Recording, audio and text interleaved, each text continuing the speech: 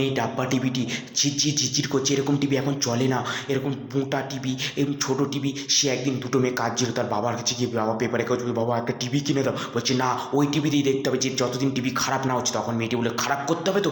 এবার হাতুড়ি মেরে, বক্সিংয়ে জুতো মেরে, সিঁড়ি থেকে টেনে টেনে জুতো টিভিটাকে উঠিয়ে নিচে ফেলে দিল ডাস্টবিনে, মাঠের মধ্যে। একদিন বাবা বাজার থেকে এসে বলে, কী করলি তুই? এই টিভিটাকে পুজো করছে। বলছে এটা আমার ছোটোবেলার টিভি, আমি যখন ছোটো ছিলাম লাইট পোস্টে আমি বই পড়তাম, আর সেই টাকা দিয়ে আমি ওই টিভিটা কিনেছিলাম। তখন ধাক্কা মারলো, এই টিভি এখন চলে না বাবা, একটা নতুন টিভি কিনে দাও, যে টিভিতে প্রচুর পরিমাণ এইচডি কোয়ালিটি, আমি ভিডিও দেখতে পারবো, গেম খেলতে পারবো, এবং অনেক সুন্দর সুন্দর পাখির ছবি দেখতে পারবো, রামায়ণ মহাভারত দেখতে পারবো, কত সুন্দর সুন্দর ঠাকুরের ছবি দেখতে পারবো। সেই টিভি আমাকে কিনে দাও প্লিজ বাবা। তখন বললো, আমি গেম খেলতে খুব ভালোবাসি। বলছে এই টিভিটাও নষ্ট করতে? বলে কিছু হবে না, আমি মডেল অন করে রাখবো। এই টিভিটা কত সুন্দর দেখেছো? বলে ওই টিভির থেকে এই টিভি ভালো? বলছে হ্যাঁ।